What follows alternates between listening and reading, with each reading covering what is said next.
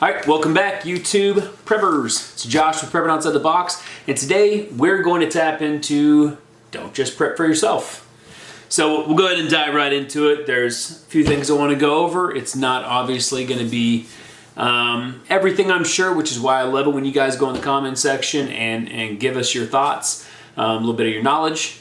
And if you do get a chance, I'd like you to get the chance, go ahead and like the video. Subscribe, hit that notification bell. It helps out spreading some of these videos and helping the channel grow, obviously. So yeah, let's dive into it. All right, we're going to go ahead and go with a little goes a long way. You don't need to prep in a sense where you're basically doing every need for someone. I'm not saying that, but a little bit goes a long way. If you're prepping some extra of like travel size toothpaste and shampoos, hygiene stuff, things like that, maybe little canned goods, things like that. Stuff that is extra to you. I mean, everything I know is your preps, but extra to you that you could live without. Maybe it's extra to the point where if you bug out, it is not coming with you. That's what I mean by extra too. A big thing that I did for myself, I mean, I live in the suburbs right now, and I know a lot of my neighbors. I highly encourage you to make sure you know your neighbors. But I went and got some 4x6 Mylar bags, just small ones. I do a lot of Mylar bag food storage. So I got some Mylar bags, some oxygen absorbers, and I put in there basically a meal for 4. It's a family dinner basically with probably leftovers. But just this little bag I can hand out to somebody. Maybe there's a lot of elderly people around the neighborhood. Maybe there's somebody that's disabled and moves in or something like that. It helps out. A little bit goes a long way. So prep little things like that. I had extra food. I over-planned when I was doing another cycle of Mylar bag storage, and I got those little ones just so I could throw the extra in there and just disperse it if I need to. Give it to people in need. All right, so also understanding your time, like barely touched it, but let's say you're bugging out and you can't take it. When I say all that extra stuff, the little thing go a long way is maybe you have an extra bucket of food or some hygiene supplies or gear or something that somebody in the neighborhood can't bug out. They don't plan to. Maybe they're stubborn. Whatever the meaning behind it is, if you're leaving it behind, give it to your neighbor. Help somebody out that you've been living around for a while, and get that little shed of humanity in there. Bugging in also as some's first priority. Has some, I guess you could say, responsibilities. Being neighborly. We're touching on humanity, so you're bugging in, you're prepping. Not everybody has the same mindset. To the extent as a lot of the people in our community, where we're preparing a lot further than just a fire extinguisher in the garage. We're prepping for multiple scenarios, and some are, like myself, go for the worst case scenario. But say we're bugging in like some, it's early on, you don't know if you're leaving. You've got that extra stuff that you've already been kind of setting aside, stuff that you won't take with you if you had a bug out. A little can go a long way with your neighbors, handing it out to them. Maybe you have something like that can keep them going, and maybe they have a skill or a garden or something that can reciprocate that. You know what I mean? Maybe they have gear or something that they're just never going to use. They've had for ages. So doing that hospitality thing for your neighbors. Okay. I say it also like this. You have to, I mean, if it's years into it, I get it. Attitudes change, perceptions change, everything changes. But early on, say the nation's grid went down.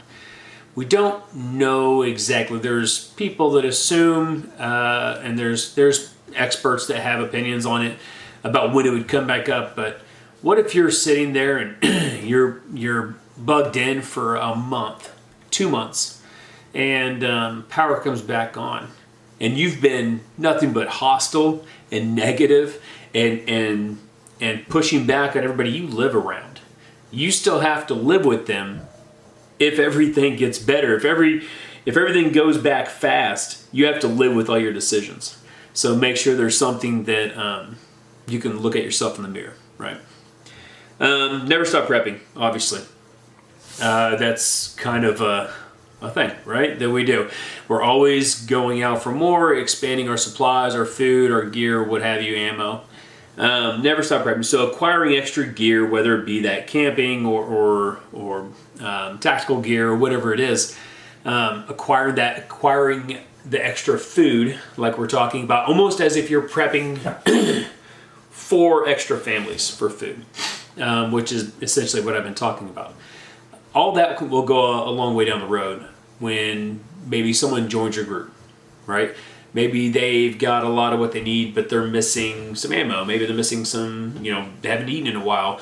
You can start taking your extra supplies and building your own community, or adding to your group, your team, what have you, and start filling in those gaps of gear and supplies and things like that to strengthen you guys as a whole. So never stop prepping so you guys as a whole will be good. All right.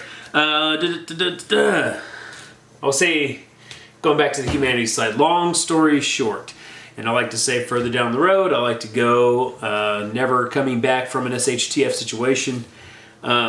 There's going to be more than enough negativity and morbid situations in any SHTF, with our rule of law situation.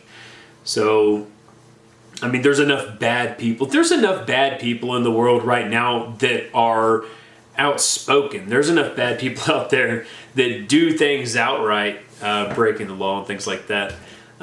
Right now, that is not the amount of bad people in the world. I guarantee you that.